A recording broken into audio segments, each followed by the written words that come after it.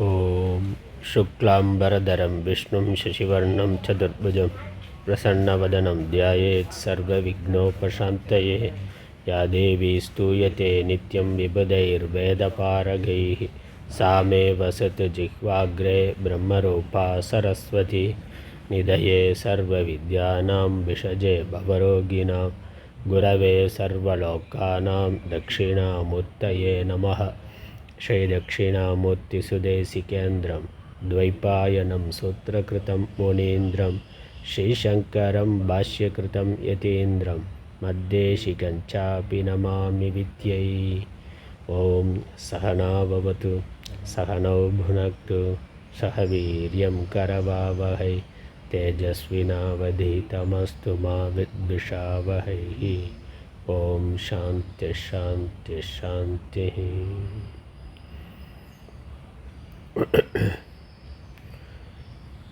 ஞானவாசிஷ்டம் இறைவணக்கம். யதசர்வாணி பூதானி பிரதிபாந்தி ஸ்திதானி ச யத்ரைவோபசமம் யாந்தி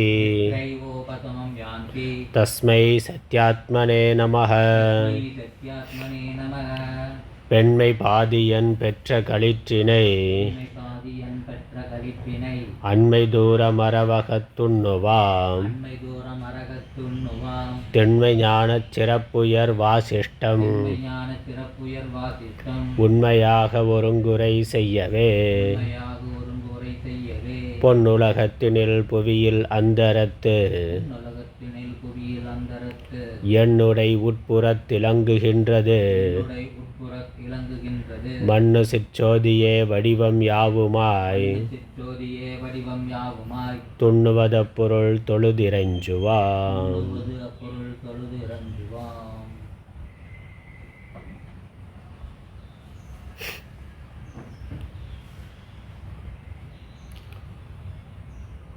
ஞானவாசிஷ்டம் ஐந்தாவது உபசம பிரகரணம், ஏழாவது சுரகு கதை, பாடல் 32.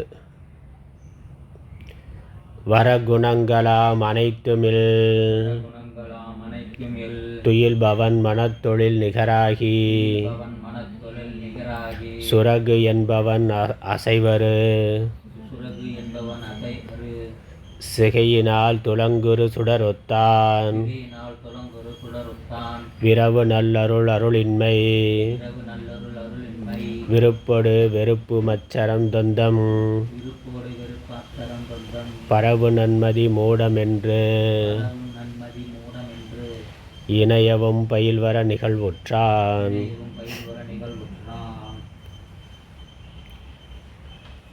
சுரகு என்ற வேடர்குல தலைவன் ராஜ்ய பரிபாலனம் செய்வதில் எது தர்மம் என்று குழப்பம் ஏற்பட்டு கவலையில் இருந்தான். அப்பொழுது ஈஸ்வரனுடைய அனுக்கிரகத்தினால் மாண்டவிய முனிவர் அங்கு வந்து அவனுடைய மனக்கலக்கம் மனக்குழப்பம் கவலை தீருமாறு தத்துவ ஞானத்தை எடுத்து உபதேசித்தார். ஆத்ம தத்துவத்தை எடுத்து உபதேசித்தார். இந்த உலக விவகாரங்கள் எல்லாம் தற்காலிகமானவை, மித்தையானவை, அஞ்ஞானத்தினால் கல்பிக்கப்பட்டவை. ஜீவர்கள் அவர்களுடைய அஞ்ஞானத்தினால் மூடப்பட்டு தர்மங்களை செய்கிறார்கள். அதனுடைய பலனாக புண்ணிய பாபம் ஏற்பட்டு அதை அனுபவிப்பதற்காக பிறவியை எடுக்கின்றார்கள். ஆகவே ஒவ்வொரு ஜீவனும் அனுபவிக்கின்ற துன்பமானது அதனுடைய பாபத்தினால் வருவது.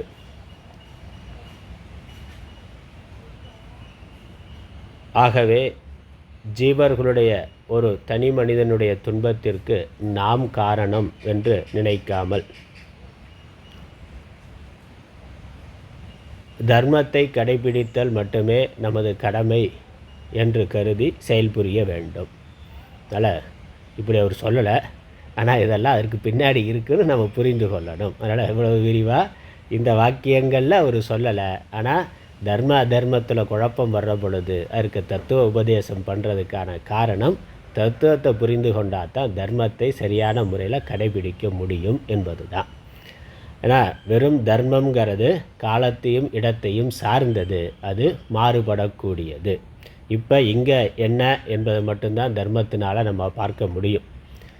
ஆனால் தர்ம திருஷ்டி மற்றும் தத்துவம் வேண்டாம் தத்துவம் இல்லை என்று கருதி வெறும் தர்மத்தை வைத்து பார்த்து நம்ம உலகத்தை சமன் செய்துவிட முடியாது. அது உண்மை, அதான் யதார்த்தம். ஆனால் இந்த பௌத்தறிவுவாதமோ இல்லை லோகாயத்தவாதமோ இல்லை கம்யூனிசம் சோசலிசம் இதெல்லாம் இந்த தத்துவ திருஷ்டிங்கிறது அதற்கு கிடையாது. மரணத்திற்கு பிறகு என்ன, பிறவிக்கு முன்னாடி என்ன, எப்படி இந்த உலகம் வந்திருக்கு, எப்படி இயங்குகிறது அப்படிங்கிறத பற்றி அவர்களுக்கு தத்துவ ரீதியான பார்வை கிடையாது. ஆனால் இப்போ இந்த ஒரு பிறவி தான், இப்போ இந்த பிறவியில் இங்கே இருக்கிறோம், இங்கே நாம் என்ன அனுபவிக்கிறோமோ அவ்வளவுதான். அது இன்பமாக இருக்கலாம் துன்பமாக இருக்கலாம். இப்போ நம்மளுடைய அறிவு திறமை சாமர்த்தியத்தினால நாம் இவைகளை சம்பாதித்து கொள்ள வேண்டும், அவ்வளோதான். அதற்கு மேலே இல்லை என்பது அவர்களுடைய பார்வை. அதனால் அங்கே தர்மம் மட்டும் பிரதானமாகுது, தர்மத்தை மட்டும் வைத்து கொண்டு சமன்படுத்திடலான்னு நினைக்கிறார்கள். ஆனால் ஒரு பிறவி தான் புண்ணிய பாபம் இல்லைங்கிற பொழுது தர்மத்தை நிலைநிறுத்துதல் என்பதே சாத்தியமில்லாததாக ஆகின்றது. ஏதோ அவனுக்கா ஒரு உள்ளுணர்வு தர்மத்தை கடைபிடித்தால் அன்றி தர்மத்தை சட்டத்தினால் நிலைநிறுத்தி விட முடியாது. வெறும் சட்டத்தை வைத்து கொண்டே தர்மத்தை நிலைநிறுத்தி விட முடியாது. எல்லா கம்யூனிச நாடுகள்லையும் அதான் நம்ம பார்த்தோம். கம்யூனிசம்ங்கிறது இருந்தாலும் அவன் சர்வாதிகாரமாக தான் இருக்குது. தப்பு பண்ணால் கடுமையான தண்டனை அப்படிங்கிறது இருந்தாலும் அங்கே குற்றம் இல்லைங்கிறது இல்லை, குற்றம் நடக்கத்தான் செய்யுது. அல்லது அந்த ஜீவர்கள் ஒரு அடிமைகள் போல நடத்தப்படுகிறார்கள். அங்கே இருக்க மக்கள் அரசாங்கம் என்ன சொல்லுதோ அதை செய்யணும்னா அதற்கு கட்டுப்பட்டு தான் இருக்கிறார்கள். முதலாளித்துவத்தை எதிர்த்தான், ஆனால் என்னாச்சு, அரசாங்கமே முதலாளித்துவம் பண்ணுற வேலையை பண்ணுது, அவ்வளோதான். அந்த முதலாளித்துவம் தன்னுடைய சுயநலத்துக்காக எதை திணித்ததோ அதை அரசாங்கம் செய்து கொண்டு இருக்கின்றது. அதனால தான் கம்யூனிசம்ங்கிறது தோல்வி அடைந்ததாக ஆகிவிட்டது. கம்யூனிச நாடுன்னு எதுவும் இல்லைன்னு ஆகிவிட்டது. சீனா இருக்குது, சீனாவில் கம்யூனிசத்தினுடைய அந்த சர்வாதிகாரம் தான் இருக்க வெளியே கம்யூனிச சித்தாந்தம்ங்கிறது அங்கே இல்லை. அதெல்லாம் நம்ம யோசித்து பார்க்கணும். வெறும் தர்மத்தை மட்டும் வைத்துக்கொண்டு தர்மத்தை மட்டும் வைத்துக்கொண்டு சமன் செய்துவிட முடியாது. அது நிலைத்து இருக்காது. மக்கள் மனதில் தர்ம உணர்வு வந்தால் தான் தர்மமானது இருக்கும். அதனால் தர்மவான்களால் தான் தர்மமானது காக்கப்படுகின்றது. அப்போ தர்மவான்கள் எப்போ இருப்பார்கள், பக்தியும் அச்சமும் இருக்கிற பொழுது தான் தர்மமானது கடைபிடிக்கும். ஒன்று இறைவனுக்கு மேலே, ஏன்னா இந்த அரசாங்கம் சட்டத்தின் மேலே மட்டும் அச்சம்னாக்கா அது பணம் கொடுத்து சரி பண்ணிடலாம், இல்லை அதிகாரத்தினாலேயோ வேறு எப்படியோ சரி பண்ணிட முடியும். அது மனிதர்களை சார்ந்து தர்மம் இருக்குனாக்கா மனிதர்களை எப்படி வேணாலும் நம்ம சரி பண்ணிட முடியுங்கிற நிலைப்பாடு வருகின்றது. ஆனால் அதை மீறிய சக்தி தெய்வ சக்தி இருக்கிற பொழுது அதை லஞ்சம் கொடுத்து வேறு எந்த விதத்துலையும் சரி பண்ண முடியாது அப்படிங்கிறது இருந்தால்தான் தர்மமானது இருக்கும். அப்போ தான் தர்மத்தை பின்பற்றுபவர்கள் சரியாக தர்மத்தை கடைபிடிப்பார்கள். அதனால் விவேகம் உள்ளவர்கள் அறிந்து கொண்டு கடைபிடிக்கிறார்கள், இல்லாதவர்கள் அச்சத்தினால் கடைபிடிக்கிறார்கள். ஏதோ ஒரு விதத்தில் சமூகத்தில் தர்மமானது இருக்கும். அதனால் வெறும் தர்மத்தை மட்டும் வைத்துக்கொண்டு நம்ம சமூகத்தை சரி பண்ணிவிட முடியாது. சமூகத்தில் வரக்கூடிய பல்வேறு குழப்பங்களுக்கு நம்ம சரியான தீர்வை கொடுக்க முடியாது. அங்கே தத்துவ திருஷ்டியானது இருக்க வேண்டும். தத்துவ திருஷ்டி இருந்தால்தான் சமூகத்தை நம்மளால் சரியாக புரிந்து கொள்ள முடியும், உலகத்தை சரியாக புரிந்து கொள்ள முடியும், உலகத்தை சரியாக நடத்த முடியும். அதுவும் ராஜாவாக இருக்கிறவனுக்கு, ஒரு அதிகாரத்தில் பொறுப்பில் இருக்கிறவனுக்கு அந்த ஞானமானது ரொம்ப ரொம்ப முக்கியமானது. அதனால்தான் பகவான் அவதாரமே க்ஷத்திரிய வம்சத்தில் அதிகமாக பண்ணுறார். பிராமண க்ஷத்திரிய வைசியத்தில் அந்த வர்ணத்தில் தான் பகவானுடைய அவதாரமே இருக்கின்றது. பெரும்பாலும் அதில் தான் இருக்குது. ஏன்னா அவர்கள் தான் தர்மத்தை காக்க வேண்டியவர்கள். அவர்கள் தர்மமாக இருந்தார்கள்னா சமூகம் தர்மமாக இருக்கும். அவர்கள் தர்மமாக இருக்கிறதுக்கு வெறும் தர்மம் சட்டம்ங்கிறது மட்டும் போதாது, தத்துவ ஞானமும் இருக்க வேண்டும். தத்துவ ஞானம் இருந்தால் தான் அந்த அடிப்படையில் தான் நம்ம உலகத்தை பார்க்க வேண்டும். இல்லைன்னா பல கேள்விகளுக்கு நமக்கு பதில் இருக்காது. ஏற்கனவே அதெல்லாம் சொல்லியிருக்கிறேன். உலகத்தில் ஏன் வறுமை இருக்குது, பஞ்சம் இருக்குது, தீராத நோய்கள் இருக்குது. எவ்வளோதான் மருத்துவம் வளர்ந்தாலும் மருத்துவமனைகள் விஞ்ஞானம் எவ்வளவுதான் மருத்துவ ரீதியாக வளர்ந்து கொண்டே போனாலும் நோய்களும் அதிகமாகிட்டே தான் போகுது. மருத்துவமனைகள் அதிகமாகிட்டே போகுது. மேலே மனிதன் அறிவுடையன் ஆகிட்டான், எல்லாம் ஹைஜீனிக் ஆயிடுச்சு அப்படின்னாக்கா நோய்கள் குறைஞ்சிட்டு தானே போகணும். ஆனால் நோய்கள் அதிகமாகுது, நோயாளிகள் அதிகமாகிறார்கள், மருத்துவமனைகள் அதிகமாகிக் கொண்டே செல்லுகின்றன. அதனால் இது வெறும் விஞ்ஞானத்தினால மட்டும் சரி செய்துவிட முடியாது, அல்லது அரசியல்னால் மட்டும் சரி செய்யக்கூடிய பிரச்சனை அல்ல.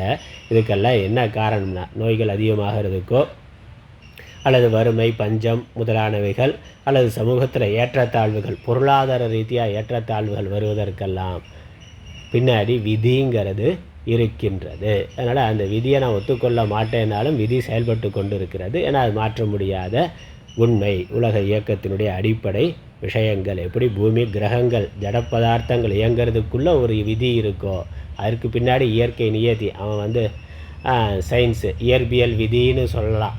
இந்த ஜட பதார்த்தங்கள் இயங்கிறதுக்குள்ளே சந்திரன் சூரியன் கிரகங்கள் இவைகளுடைய இயக்கத்துக்குள்ளே ஒரு விதி இருக்குது. அது ஒரு ஒழுங்கு இல்லாமல் இயங்கலை, அதுக்குள்ளே ஒரு இயல்பியல் விதிங்கிறது இருக்குது. அதே மாதிரி ஜீவராசிகள் இயங்கிறதுக்கு பின்னாடியும் ஒரு விதி இருக்கின்றது. அந்த விதி அது தர்மம் தத்துவம் அந்த அடிப்படையில் இருக்கின்றது. அதனால் தத்துவ ஞானம் இல்லாமல் இந்த இயற்கை விதியை நாம் புரிந்து கொள்ள முடியாது. ஆகவே அதை சொல்லுகின்றார். அதனால் இது ஏன் இப்படிங்கிற கேள்விக்கு பதில் தத்துவம் தான் சொல்லுது. தர்மத்தில் பதில் இல்லை, தத்துவம் தான் அதற்கு பதில் சொல்லுது. அதனால் அந்த தத்துவ திருஷ்டியோடு நாம் நம்மளுடைய கடமைகளை செய்ய வேண்டும். ஏன்னா கடுமையாக உழைக்கிறவனுக்கு உரிய பலன் கிடைக்கல, உழைக்காமலே பலன் அனுபவிக்கிறவன் சமூகத்தில் இருக்கிறான். நேர்மையாக நல்லவனாக இருக்கிறவன் துன்பத்தை அனுபவிக்கிறான். அதற்கு மாறாக இருக்கிறவன் சுகமாக இருக்கிறான்.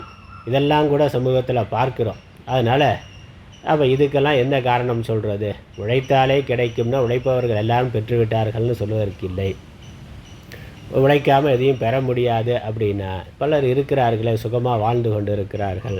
நல்லவனாக இருந்தால் தான் நல்லா இருக்க முடியும் அப்படின்னாக்கா நல்லவர்கள் நிறையா துன்பத்தை அனுபவிக்கிறவர்களும் இருக்கிறார்கள், நல்லா இருக்கிறவர்களும் இருக்கிறார். ரெண்டுமே பார்க்குறோம். நல்லவர்களாக இருந்து அதே சமயம் செல்வம் மற்ற விஷயங்களால் சிறப்பாக இருக்கிறவர்களும் இருக்கிறார்கள். அதே சமயம் நல்லவர்களாக மட்டும் இருக்கிறார்கள். மற்ற வாழ்க்கை வசதிகள் புற வாழ்க்கையில் வறுமையில் துன்பத்தில் கஷ்டத்தில் இருக்கக்கூடியவர்கள் இருக்கிறார்கள். அடியார்கள்லே பார்த்தாக்கா சாதாரண கூலி தொழிலாளியில் இருந்து ராஜா வரைக்கும் இருக்கிறார். அடிப்படையில் சிவபக்தர்கள் அடியார்களாக இருக்கிறார்கள். ஆனால் அவர்களுடைய புற வாழ்க்கையில் பார்த்தாக்கா பெரிய சேனாதிபதி இருக்கிறார், ராஜா இருக்கிறார், பிராமணர் இருக்கிறார், சாதாரண கூலி தொழிலாளி இருக்கிறார்கள். எல்லா தரப்புலையும் இருக்கிறார்கள். செல்வத்தில் இருந்து வறுமைக்கு போனவர்கள் இருக்கிறார்கள். இல்லை ஈஸ்வரனுடைய அனுகிரகத்தினால வறுமையிலிருந்து செல்வத்துக்கு போனவர்கள் இருக்கிறார்கள். எல்லாமே புற வாழ்க்கையில் சமமின்மைங்கிறது நம்ம பார்க்கிறோம். அப்போ அதற்கு வெறுமனே தர்மம் மட்டும் வைத்து நம்ம பதில் சொல்லிவிட முடியாது. தத்துவங்கிறது பின்னாடி இருக்குது. அதனால் அந்த தத்துவ ஞானம்ங்கிறது ரொம்ப முக்கியம். அந்த தத்துவ ஞானம் தான் புற தர்ம வாழ்க்கை, தர்மத்தை அடிப்படையாக கொண்ட புற வாழ்க்கையில் என்ன ஏற்றத்தாழ்வுகள் வந்தாலும் நம்மளுடைய மனது சமநிலை மாறாமல் இருக்கிறதுக்கு தத்துவ ஞானமானது தேவை. அந்த தத்துவ ஞானம் தான் மன சாந்தியை, மன அமைதியை, நமக்கு மன சமாதானத்தை, சித்த சமாதானத்தை கொடுக்கும். இல்லாத வரைக்கும் ஏன்கிற கேள்வி இருந்துக்கிட்டே இருக்கும். அந்த கேள்வி தான் நமக்கு கலக்கம், துன்பம், பயம், மற்ற கவலை எல்லாமே இருக்கும். நான் நல்லவனாக இருக்கேன், எனக்கு மட்டும் ஏன் இவ்வளோ கஷ்டம்? கேள்வி இருக்குல்ல. நல்லவராக இருப்பவர்களுக்கு அது இருக்குது. எனக்கு மட்டும் ஏன் இவ்வளோ கஷ்டம் வரணும், சோதனை வரணும் அப்படிங்கிற கேள்வி இருக்குது. அப்படி இதற்கெல்லாம் பதில் சமாதானம் விதி என்பது தான். அப்போ அந்த விதியையும் நம்ம புரிந்து கொள்ளணும். அதற்கு மேலே தத்துவத்தையும் புரிந்து கொள்ள வேண்டும். விதி ஏற்றுக்கொள்கிற பொழுது மனது ஒரு அமைதி அடைகின்றது. அதற்கு மேலே தத்துவ ஞானம் வர்ற பொழுது துக்கமில்லாத ஆனந்தமானது இருக்கின்றது. அதனால் நமக்கு மன சமாதானம், மன அமைதி, துக்கம் இல்லாமல் இருக்கணுங்கிறது மட்டும் இல்லை, சுகமாக இருக்கணுங்கிறதும் இருக்கின்றது. அதனால் அந்த சுகம் தத்துவ ஞானத்தினால் வரும். இந்த உலக விவகாரங்களில் வரக்கூடிய ஏற்றத்தாழ்வுகள் அது விதியினால் இருக்குதுன்னு புரிந்து கொள்வதனால அதை பற்றி நம்ம என்னதான் கவலைப்பட்டாலும் நம்ம அதை மாற்ற முடியாது. முயற்சி பண்ணலாம், ஆனால் அதை மாற்றுதல் என்பது பெரிய அளவில் நம்ம கையில் இல்லைங்கிறது நமக்கு அது தெரியும். அதனால் ஏற்றுக்கொள்கிறது. அதனால தான் சாதாரணமாக விதிங்கிறது நம்ம தர்மத்தில் இருக்கிறதுனால தான் ஒன்றுமில்லாதவர்கள் கூட பெரிய கவலை இல்லாமல் இருக்கிறான். அதுவே ஒரு பக்கம் நமக்கு பலவீனமாக இருக்குதுன்னு வச்சுங்களேன், முயற்சி பண்ணாமல் இருக்கிறதுக்கு, சோம்பேறியாக இருக்கிறதுக்கு, நியாயப்படுத்துறதுக்கு விதிங்கிறது ஒரு சப்பக்கட்டாக இருக்குது. ஏன்னா விதிப்படி கிடைக்கிறது கிடைக்கும், கிடைக்காதுன்னா கிடைக்கிறதுன்னு விதி இருந்தால் கிடைக்கும், கிடைக்காதுன்னு விதி இருந்தால் என்ன முயற்சி பண்ணாலும் கிடைக்காதுன்னு. அப்போ முயற்சி பண்ணாமலே விதி இருந்தால் வரும்னா வரட்டுமேன்னா அப்படித்தான் நினைக்கிறார். பலர் தவறாக புரிந்து கொண்டு, தாமச குணம் இருக்கிறவர்கள் தவறாக புரிந்து கொண்டு ஒரு மந்தமாகவே இருக்குது. அந்த சித்தாந்தம் அது அதிகமாக மனசில் போகிற பொழுது ஒரு மந்தத்தன்மையை, தாமசத்தன்மையை கொடுக்கும். அதனால் சமூகமே கொஞ்சம் செயலற்றதாகவோ அல்லது மந்தமான ஒரு செயல்பாடு உடையதாகவோ ஒரு பக்கம் அதில் ஆகி விடுகிறது. அது ஒரு உண்மை. அது நம்மளுடைய மற்ற நாடுகளில் இருக்கிற வேகம் நம்ம நாட்டில் இல்லை அப்படின்னா, இல்லாமல் இருந்தது, ஒரு காலத்தில் இல்லாமல் இருந்தது, இப்போ வேகம் எடுத்துக்கொண்டு இருக்குது, அது வேறு. ஆனால் அந்நியர்கள் படையெடுத்து வர்ற பொழுது நம்மளால் அவ்வளோ தீவிரமாக எதிர்த்து போராடாமல் போனதுக்கு காரணம் மக்கள் பெரும்பாலானவர்கள்ட்ட இருந்த இந்த விதிங்கிற எண்ணம். நம்ம தலையெழுத்து அவ்வளவுதான் அப்படின்னு எதாக இருந்தாலும் அக்செப்ட் பண்ணக்கூடிய அந்த மனநிலை அதுவே ஒரு பலவீனமாகவே ஆகிவிடுகின்றது. பலவீனமாக ஆனது அது ஒரு பிரச்சனை.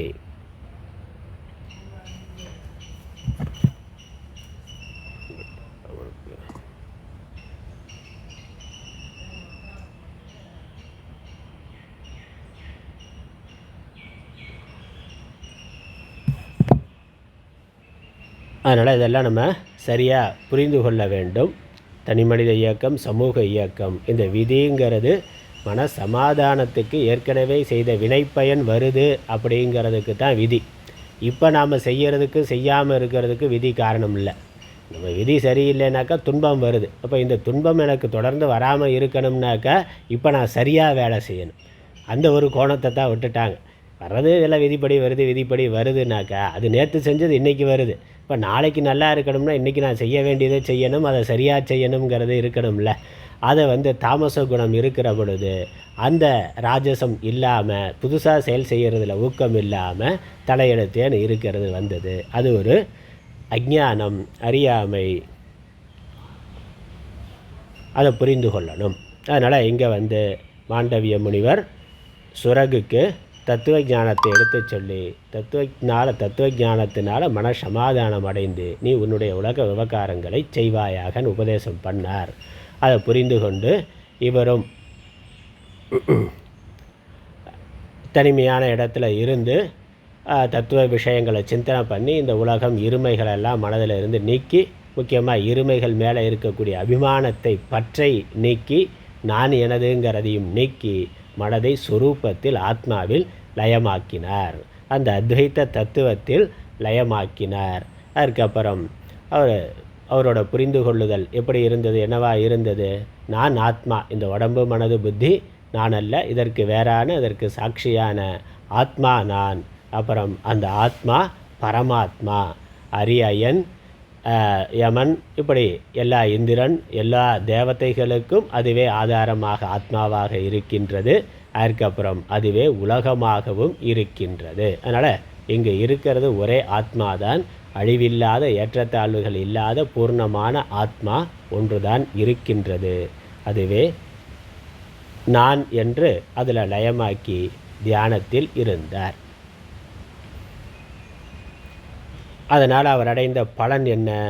குணாதீதனாக ஆனார், ஜீவன் முக்தனாக ஆனார். அதுக்கப்புறம் அவருடைய மனது சமநிலையில் இருந்தது. அதுதான் இந்த 32வது பாடலில் வர்ணனை வருது.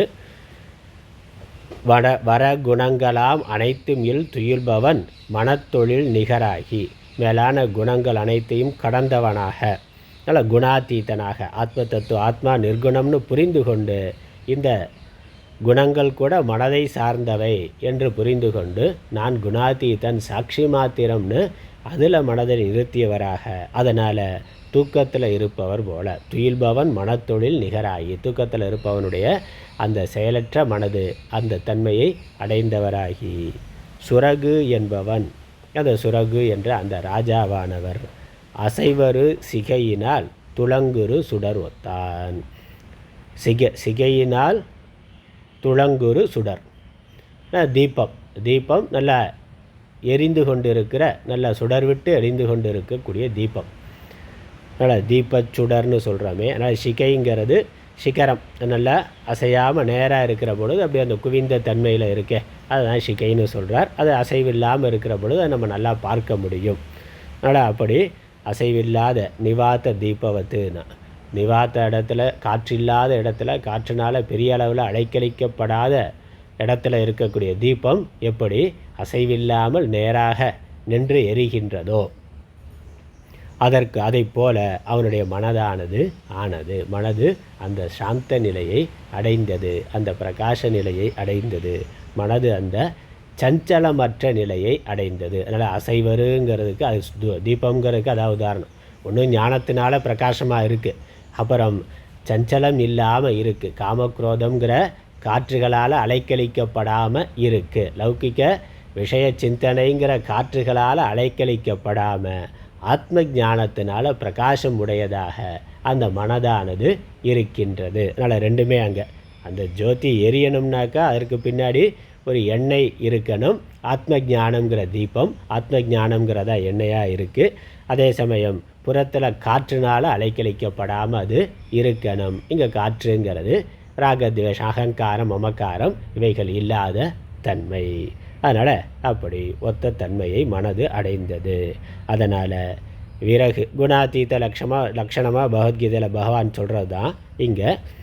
விரவு நல் அருள் அருள் இன்மை விருப்போடு வெறுப்பு மத்சரம் துவந்தம், விருப்பு வெறுப்பு இல்லாத தன்மையை அடைந்தார். அருள் அருள் இன்மை, அருள்ங்கிறது அன்பு, அன்பு அன்பின்மை.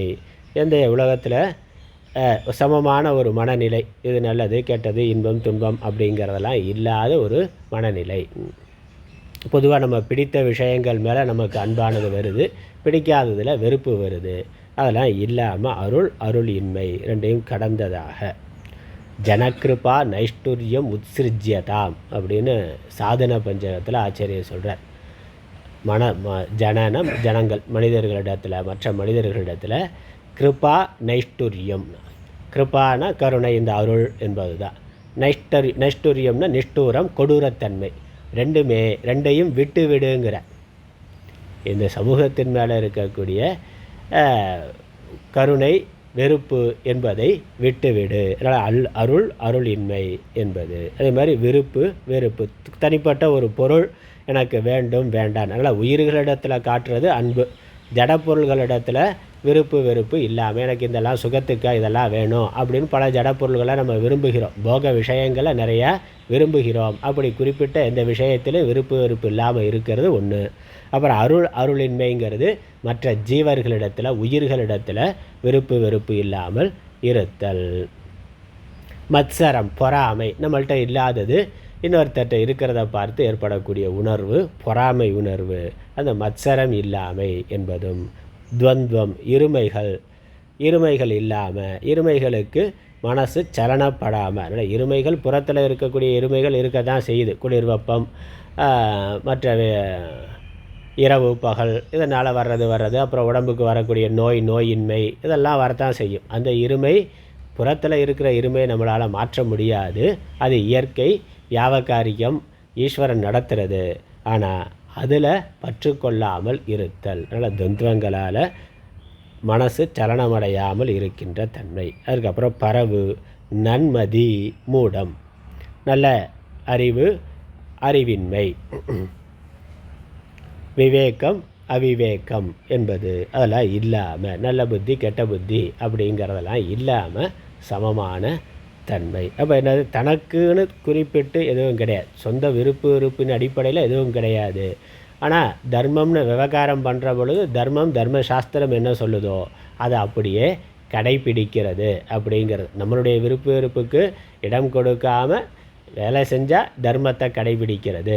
அதுதான் நன்மதி மூடம்ங்கிறது. நம்மளுடைய விருப்பு வெறுப்புக்கு இடமின்மை. அதனால் இந்த விதமான அருளின்மை, விருப்பு வெறுப்பு, பொறாமை, இருமைகள், அறிவு அறிவின்மை, இதெல்லாம் எதை பற்றியும் யோசிக்காமல், இதற்கும் எதனாலேயும் மனசு கலங்காமல் எது தர்மமோ அதை செய்து கொண்டு போதல் என்று இணையவும் பயில் வர நிகழ்வுற்றான் என்று அவர் இருந்தார். அவ்வளோதான். நிகழ்வுற்றார்னா அவர் இருந்தார். இவைகளெல்லாம் பயில் வரன தோன்றாமல், இவைகளெல்லாம் எதுவும் மனதில் தோன்றாமல், இதனால் மனது சஞ்சலம் அடையாமல், குழப்பத்தை அடையாமல் அவர் இருந்தார். அவருடைய மனமானது இருந்தது. மனசு அப்படி இருக்குங்கிறதுனால அவர் அப்படி இருந்தார். அதுக்கப்புறம் என்ன, கதை முடிஞ்சது. ஆனால் முடியலை. வசிஷ்டர் என்ன பண்ணுறார், மேற்கொண்டு இன்னும் இதனுடைய தொடர்ச்சியாக இப்படி மனதை நிறுத்துறதுக்கு அவருடைய நின்ற மனது எப்படி இருந்தது அப்படிங்கிறத இன்னொரு சம்பவத்தை வைத்துக்கொண்டு சொல்கிறார். இல்லை, மனதை நிறுத்துறது, மனசு சாந்தமடைகிறது என்பது தான் முக்தின்னு ஆரம்பத்தில் ஹிதோபதேசமாக இருந்தது. மனது சீத்தலம் அடைகிறது, சமநிலையில் இருக்கிறது, சாந்தமாக இருக்கிறது, அதுதான் முக்தி என்பது ஆரம்ப நிலைகளில் உபதேசமாக சொல்லப்பட்டது. அதுக்கு தான் இந்த கதையை தொடங்கினார். ஆனால் அவருடைய மனது உண்மையிலேயே அப்படி இந்த ஞானத்தினால் அந்த தன்மையை அடைந்து விட்டது. ஆத்ம ஞானத்தினால மனது சமநிலையை, சாந்தத்தன்மையை அடைந்து விட்டது. அது எப்படி இருந்ததுங்கிறத இன்னும் தெளிவுபடுத்துறதுக்காக, இன்னும் நல்லா சொல்லணும் என்பதற்காக இன்னொரு சம்பவத்தை சொல்கிறார். அதே சுரகு வாழ்க்கையில் இந்த ஞானத்தை அடைந்த பிறகு அவர் ராஜ்ய பரிபாலனத்தை தொடர்ந்து பண்ணி கொண்டு இருக்கிறார். குழப்பம் இல்லாமல் அவர் பண்ணி கொண்டு இருக்கிறார். அதற்கப்புறம் நடந்த இன்னொரு சம்பவத்தை இங்கே சொல்லுகின்றார். அதனால் கதை தொடருகின்றது. அதனால் பார்ட் 2, சுரகு கதையோட பார்ட் 2ன்னு எடுத்துக்கொள்ளலாம். ஏன்னா மாண்டவிய முனிவர் வந்துட்டு உபதேசம் பண்ணிட்டு போயிட்டார். அதுக்கப்புறம் இதெல்லாம் கிளைமேக்ஸ்லாம் வந்து முடிஞ்சிடுச்சு. ஆனால் செகண்ட் பார்ட்டு வருகின்றது. 33வது பாடல். ஒன்றாய் உணர்ந்த சுரகு பெயர் உத்தமர்க்கும் பன்னாதன் எனும் பெயர் பார்த்திபமா முனிக்கும் நன்றானவன் பால் ஒரு நன்மை நயந்து கேட்பாய் குன்றார் புயத்தாய் என மாதவன் கூறலுற்றான். ஒன்றாய் உணர்ந்த சுரகு பெயர் உத்தமர்க்கும் பன்னாதன் எனும் பெயர் பார்த்திப மாமுனிக்கும் நன்றானவன் பால் ஒரு நன்மை நயந்து கேட்பாய் குன்றார் புயத்தாய் என மாதவன் கூறலுற்றான்.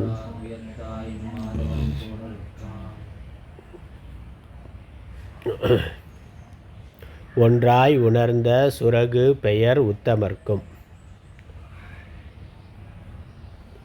சுரகு என்ற பெயரை உடைய இந்த உத்தம மனிதனுக்கும், உத்தம புருஷன் அல்லது உத்தம ராஜா அப்படின்னா, ராஜாவாக இருந்தார், இப்போ ரிஷி ஆகிட்டார், ராஜ ரிஷி ஆகிட்டார். அதான் உத்தமர். அவருடைய உத்தமமான குணங்களால், ஆத்ம ஞானத்தினால அவர் ராஜ ரிஷியாக ஆகிவிட்டார். ஆனால் ஒன்றாய் உணர்ந்த, அனைத்தையும் ஒன்றாய் உணர்ந்த, ஒன்றாய் இருக்கக்கூடிய இந்த தத்துவத்தை உணர்ந்த, அதனால் மனது ஒன்றாய் இருக்கின்ற, அதனால் ஒன்றாய் உணர்ந்தன, அனைத்தையும் ஒன்றாய் உணர்ந்த, இருப்பதெல்லாம் இறைவனே என்று உணர்ந்த, சர்வம் பிரம்மமயம் அல்லது சர்வம் ஆத்மமயம் அல்லது எல்லாம் சிவமயம், எல்லாம் விஷ்ணுமயம், எப்படி வேணாலும் சொல்லலாம்.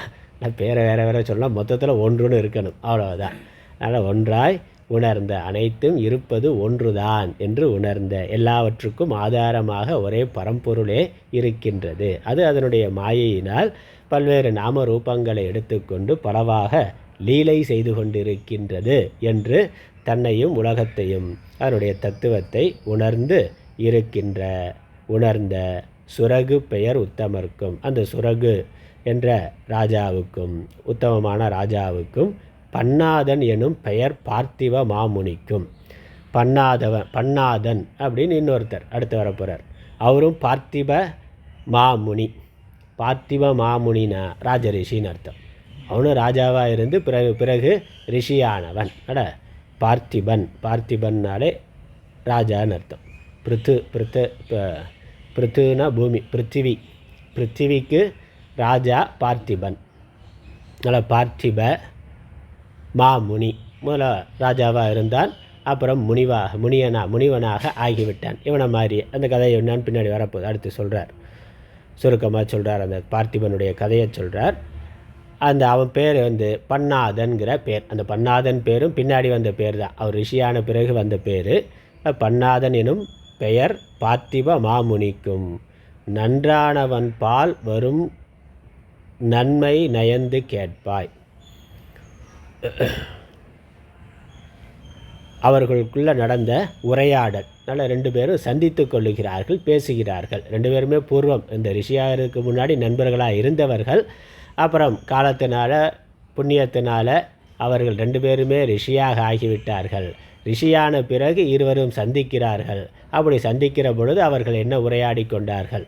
ஒரு ஞானி ரெண்டு பேரும் உரையாடுகின்ற பொழுது என்ன உரையாடினார்கள்? அதன் மூலமாக நம்ம ஞானத்தை அடைய முடியுங்கிறதுனால அதை அந்த சம்பவத்தை சொல்லுகின்றார். குன்றார் புயத்தாய்னா, குன்றுக்கு நிகரான புயத்தை தோள்களை உடைய ஸ்ரீராமரே நயந்து கேட்பாய், அதை ரொம்ப விருப்பத்தோட ஆர்வத்தோட மகிழ்ச்சியாக கேட்பாயாக என மாதவன் கூறல் உற்றார். மாதவன்கிறது இங்கே பெருந்தவத்தை செய்த வசிஷ்ட முனிவர். மாதவன்கிறது பெருந்தவம், மாங்கிறதுக்கு இந்த இடத்துல பெரிய அப்படின்னு அர்த்தம். தவன்னா தவத்தை உடையவர், பெரிய தவத்தை செய்திருக்கின்ற தவசிரேஷ்டரான வசிஷ்ட முனிவர் எடுத்து கூறுகின்றார். அடுத்த பாடல் 34. பாரக்கர் குலப்பரிகப் பெயர் பாரின் வேந்தாம் வீரக்கழலோன் சுரகு பெயர் வேந்தன் நண்பன் ஈரக்கணமாரி மறுத்தலில் யாரும் துஞ்ச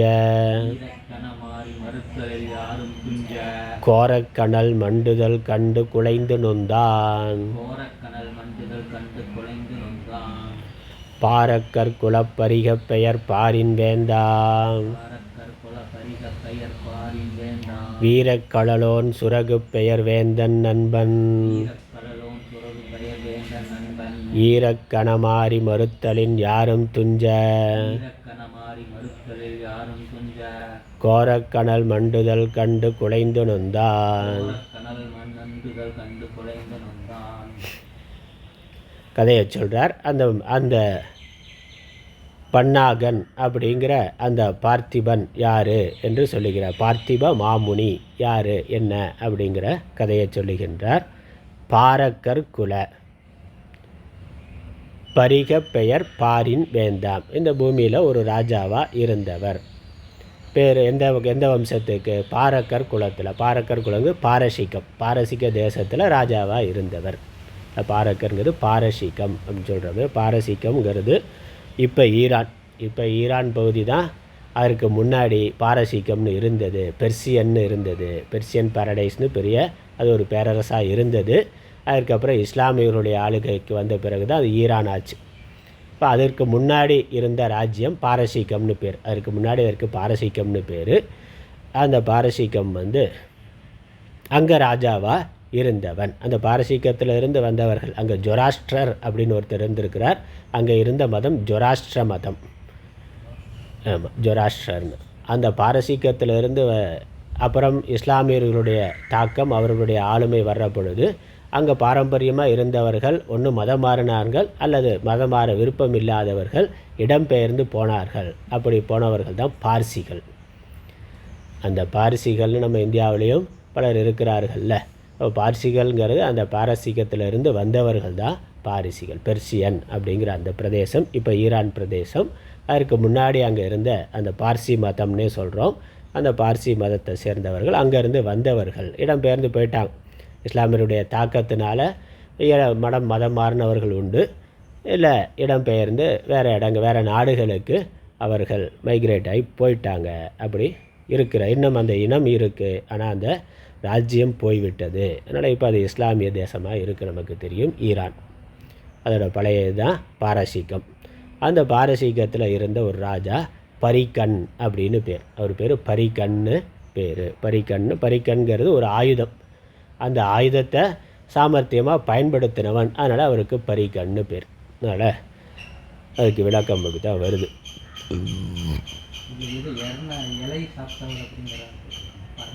இது அது அப்புறம் வரேன். அது அப்புறம் இன்னும் பூர்வ கதை தானே, பர்ணாகன்னு சொல்லியிருக்காரு இந்த கதைக்கு. பின்னாடி கதை வர்றபோது பார்ப்போம். முதல்ல ஆரம்பம் தானே. அதனால் பரிகர் அப்படிங்கிறது அவருடைய பேர். அப்புறம் பர்ணாகன்னு ஏன் பேர் வந்ததுன்னு அப்புறம் பின்னாடி. இப்போ ராஜாவாக இருக்கிறார், பாரசீக தேசத்தில் ராஜாவாக இருந்தார்னா. அப்புறம் என்னாச்சுன்னா, வீரக்கழலோன் சுரகு பெயர் வேந்தன் நண்பர். அவர் ராஜாவாக இருக்கிற பொழுது இந்த சுரகுக்கு நண்பனாக இருந்தார்.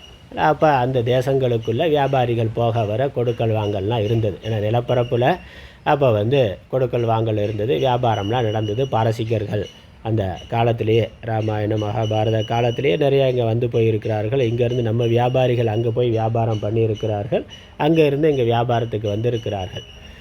அதனால் கொடுக்கல் வாங்கல் எல்லாம் இருந்தது. அதில் இந்த சுரகு ராஜாவுக்கு அவன் நண்பன். அவர் 2 பேரும் நண்பர்களாக இருந்தார்கள். ஈரக்கண மாறி மறுத்தலின் யாரும் துஞ்ச. மாறினா மழை தெரியும் நமக்கு. ஈரக்கண கணங்கிறது ஈரம் நிறைந்த மேகங்கள். அதனால் மழை மேகங்கள் இல்லாமல் போய், அதனால் ஈரக்கண மாறி மறுத்தலின், இந்த ஈரம் நிறைந்த கார்மேகங்களால் பொழிகின்ற மழையானது பெய்யாமல் போனதால், அவ்வளோதான். பஞ்சம் வந்தது, மழை பெய்யாமல் போய் பஞ்சம் வந்தது. அதனால் மாறி மறுத்தலில், மாறி மறுத்ததுன்னா என்னது, மாறி பெய்யவில்லை, பெய்யாமல் போச்சு. மாறி எப்படி வருது, ஈரக்கண மேகங்களால் மாறி வருது. அந்த மாறியானது தொடர்ந்து நீண்ட காலம், ஏன்னா அந்த பகுதியை அப்போயும் அதிகமாக பாலைவன பகுதி தான். இந்த ஈரான்லாம் தெரியுமே நமக்கு, இப்போ தெரியுது, பாலைவனம் அதிகமாக இருக்கிற பகுதி தான். தொடர்ந்து மழை பெய்யாமல் போனது.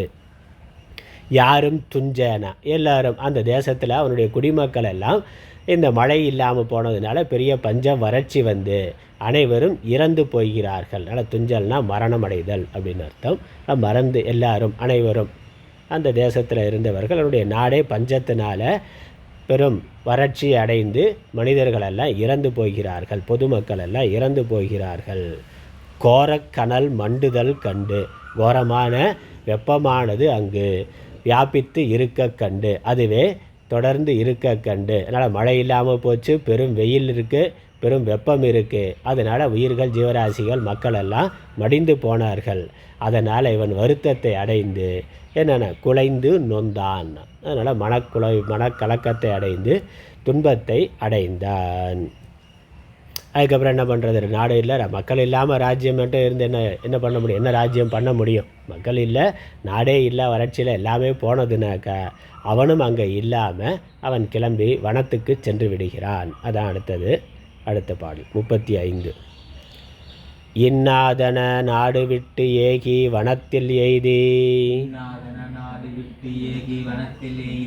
அன்ன ஆதரம் போய் தவம் செய்து அவள் பண்ணமூனாய், பண்ணாத நாமம் படைத்து தவப்பான்மையாலே, நன்னாதலும் பெற்றனன் நற்றவம் ஒப்பதுண்டோ.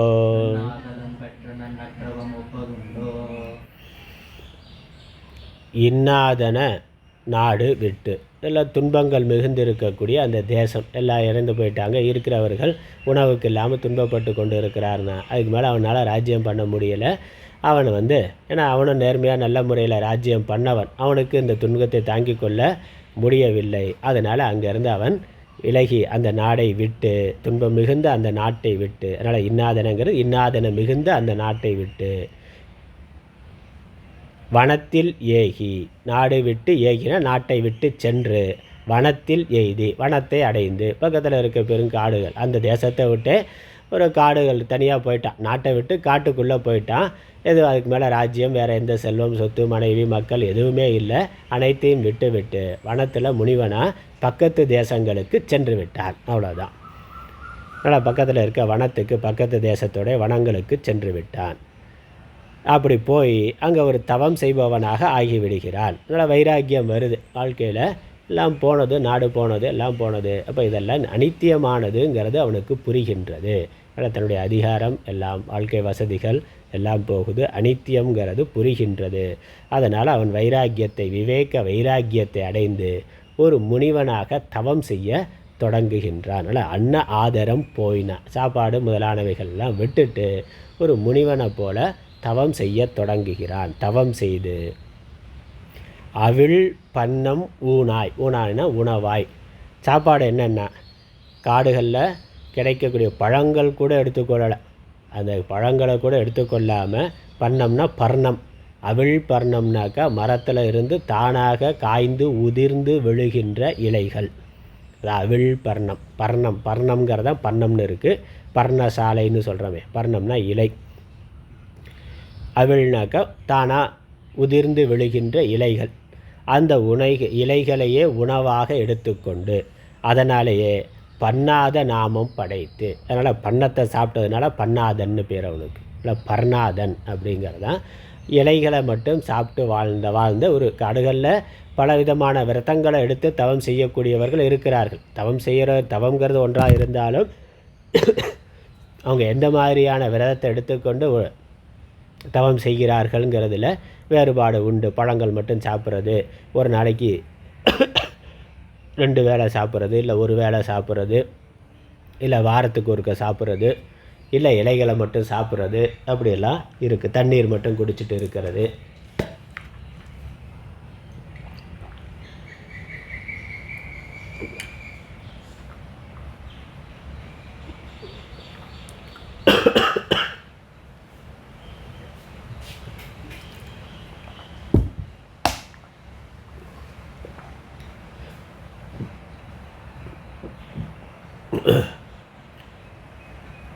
அப்படி விரதம் இருக்கிறதுலையே பல இருக்குது.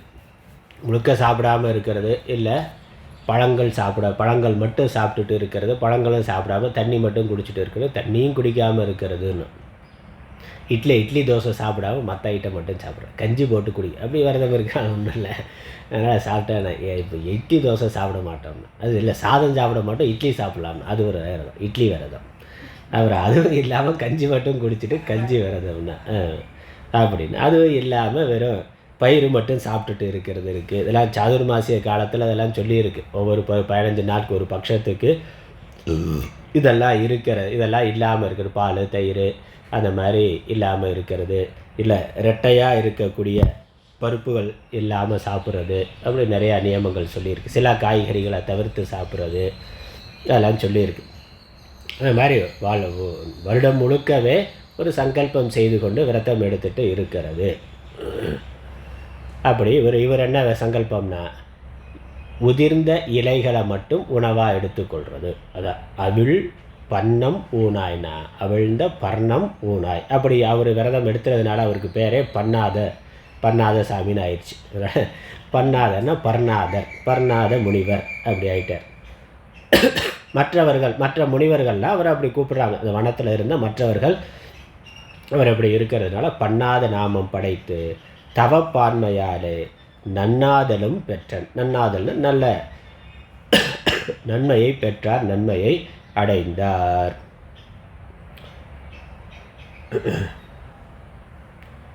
நன்னாதல்னா ஞானத்தை அடைந்தார், ஞானத்தை பெற்றார், ஸ்ரேயஸை அடைந்தார்னு அர்த்தம். நன்னாதல் பெற்றார். நற்றவம் ஒப்பது உண்டோ, ஆகவே நல்ல தவத்துக்கு மேலானது சமமானது வேறு உண்டா?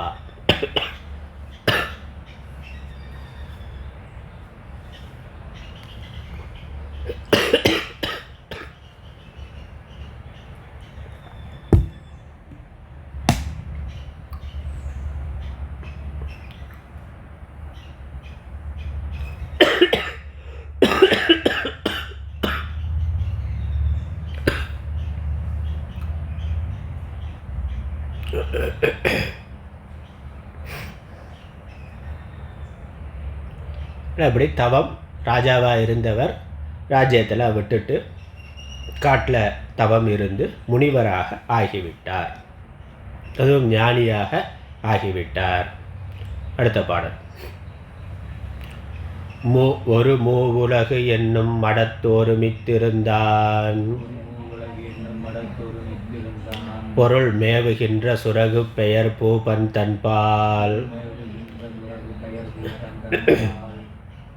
வருவான் எதிர்த்தோன்றலும் மற்றவன் அன்போடெய்தி, இருவோரும் அன்புற்று இருந்து இன்னன பேசலுற்றார்.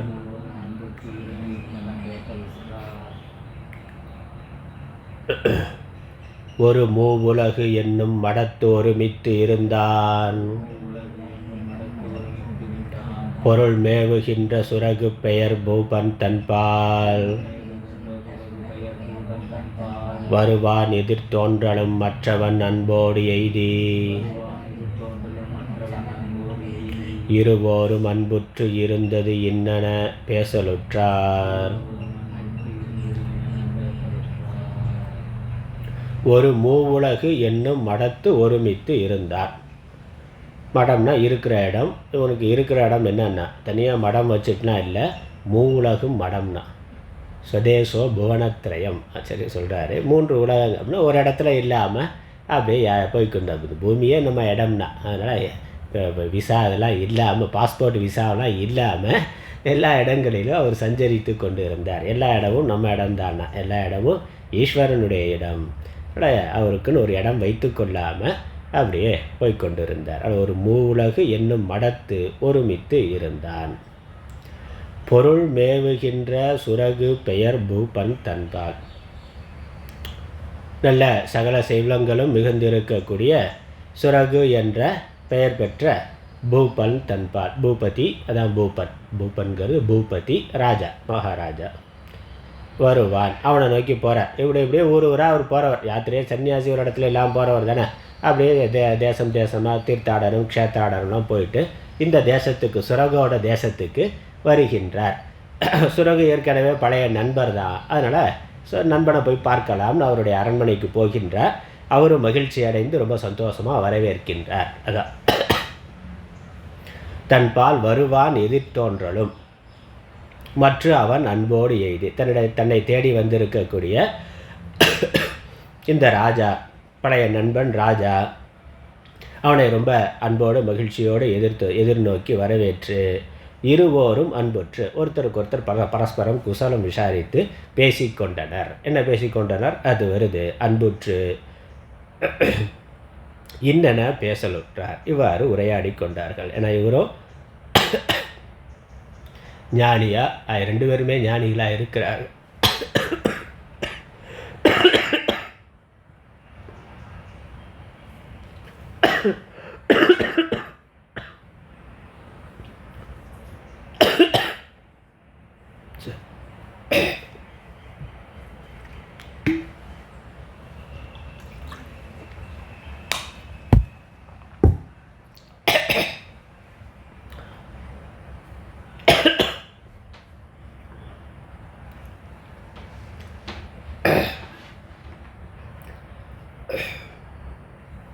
ரெண்டு பேரும் பேசிக்கொண்டார்கள். என்ன பேசிக்கொண்டார்கள் நாளை பார்க்க முடியல.